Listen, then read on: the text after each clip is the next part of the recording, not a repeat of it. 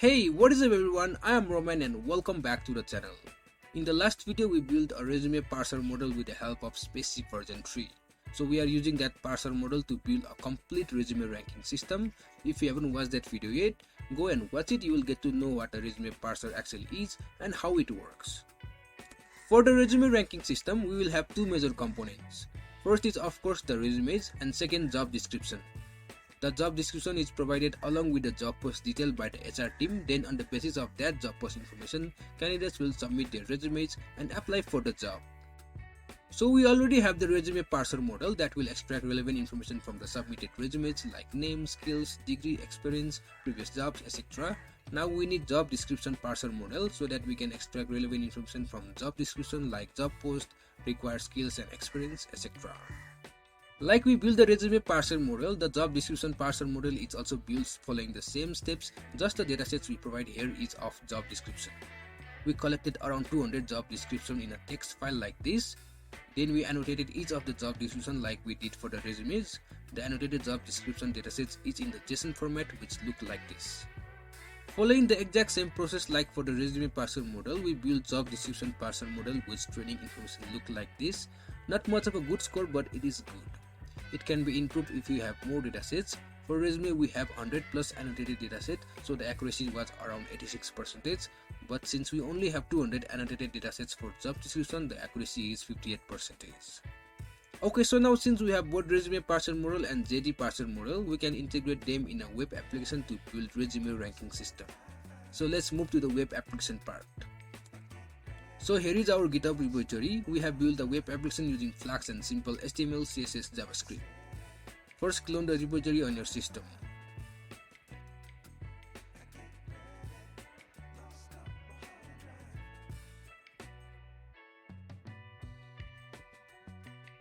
Then I recommend you to create a virtual environment.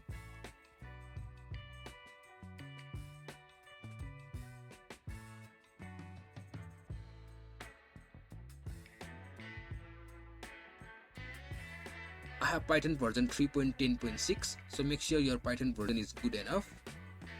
I will create a virtual environment.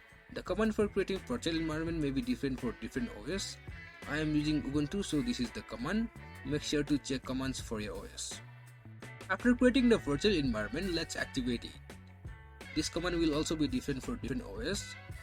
Now we are in our virtual environment, so let's first install the requirements. pip install -r requirements.txt. Until the requirements are installed, let's set up our system. First thing that we need is Google Client ID. So for that, let's go to the Google Cloud.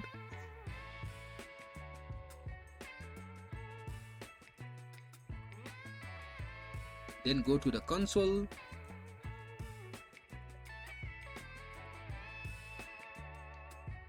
Then here we need to create a new project. Give the name of your choosing. So it is creating the project. Let's select our project. Now click on APIs and services.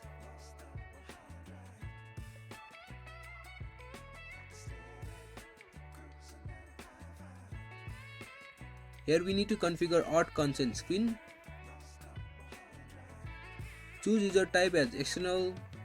Then give a name to your app and the user support email. Then provide developer contact information. You can provide any email address here. Then save and continue. Now on the credential tab, let's create our Google Client ID. Click on create credentials. Choose auth client ID. Choose application type as web application. Give the name. Here we need to provide authorized JavaScript origins and authorized redirect URIs. For that, if you go to the app.py, you can see redirect URI, copy it. Then unauthorized JavaScript origins, add URI, paste it, remove the /callback. Then unauthorized redirect URIs, add URI and paste here too. This one should have /callback. Now click on create. So we have created auth client. Copy the client ID and paste it on app.py.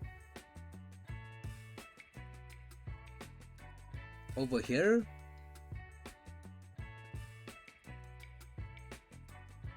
Back to the browser, click on download JSON. To get the client secret.json file, save it in the root of your project directory. Name it client_secret.json.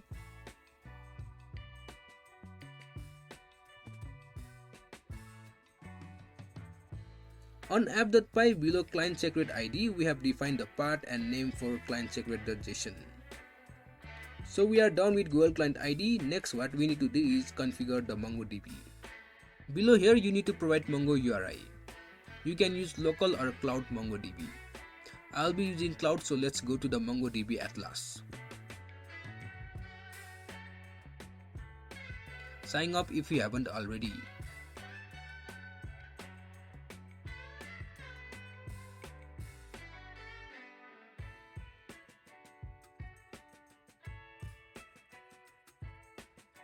I'll choose the free cluster. Rest let it be default. Click on create.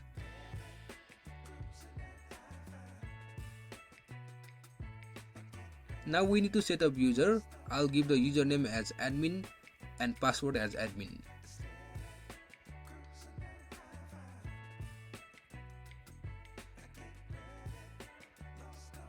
I would like to connect it from cloud environment. Then finish and close.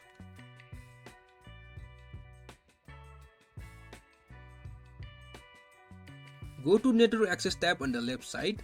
It shows you will only be able to connect to your cluster from the following list of IP addresses. So if you want to connect from anywhere, not just from your current IP, then click on Add IP Address. Click on Allow Access from Anywhere and confirm. Now you can access your cluster from anywhere.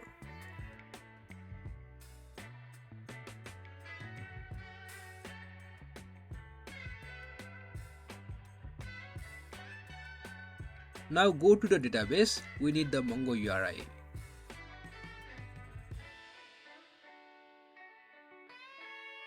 Click on connect, choose connect your application, choose driver as Python and choose the Python version you are using. Mine is 3.6 or later since I am using 3.10.6. Then copy the connection string and let's go paste it in our app. Paste it here.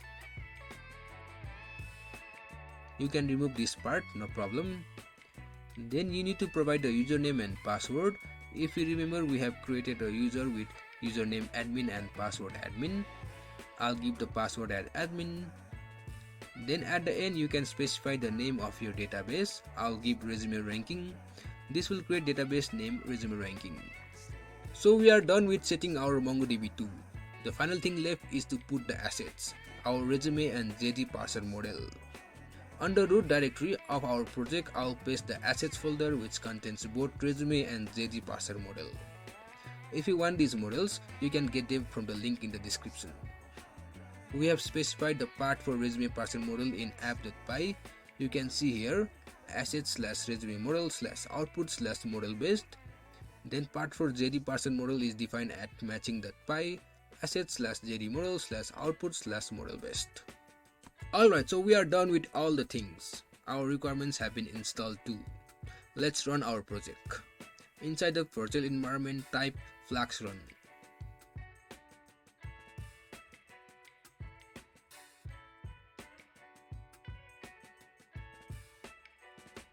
Okay, the server is running. Let's go to this URL. Yeah, it's running. This is our home page. We have two logins, one for candidates and another for HR. First, let's see from the HR. Okay, so here for the HR ID, we have hard coded it. You can also make it dynamic and authenticate. If you go to app.root/HR, here you can see we have hard coded the HR ID for now. We have defined two IDs, 111 and 777. Let's try 111. Yeah, so we are now on HR dashboard. You can search for applied candidates and see details. Here we will look in a while. First, let's post job. Click on post job, give the required informations and choose the job description file. You can get this file on test data folder. Now submit. This creates a job. Now let's apply for this job from candidates.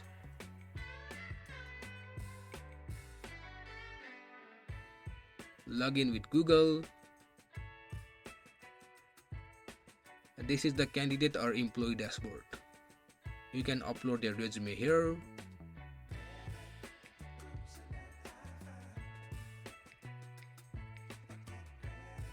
On the backend, you can see extracted information from resumes with the help of resume parser model.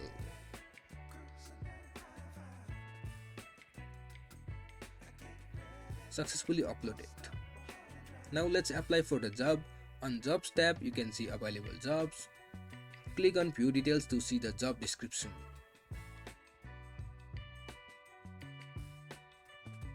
And click on Apply Job to apply for this job. On backend, you can also track what is going on. You can see it has computed the similarity between uploaded resumes and job description and the overall similarity. Since we have applied for this job, let's check it from the HR side.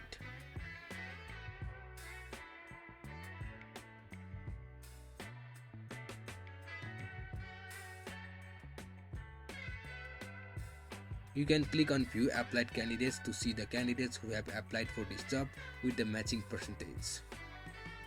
And from HR dashboard, you can search for job title, that is Python developer, and you get the information of applied candidates. HR can see the details from here. So this is the overall working of this resume ranking system. The candidates are ranked based on the similarity score. Let's apply from one more candidate. Let's apply from my resume.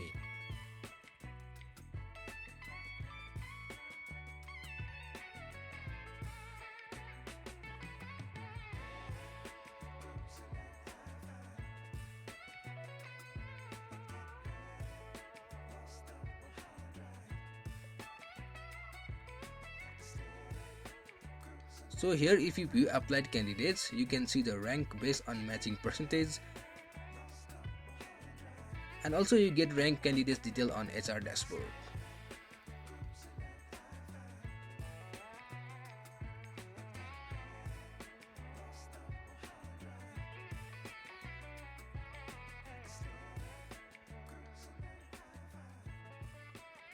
So we have performed lots of activities. Let's check on MongoDB to see what we have got there. On MongoDB Cloud, click on Browse Collections.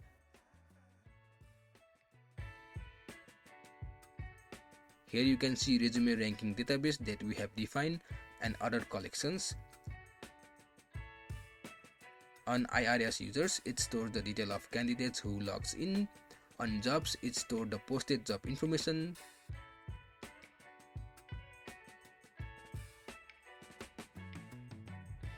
On resume page data, it stored the extracted information from resume using our resume parser model.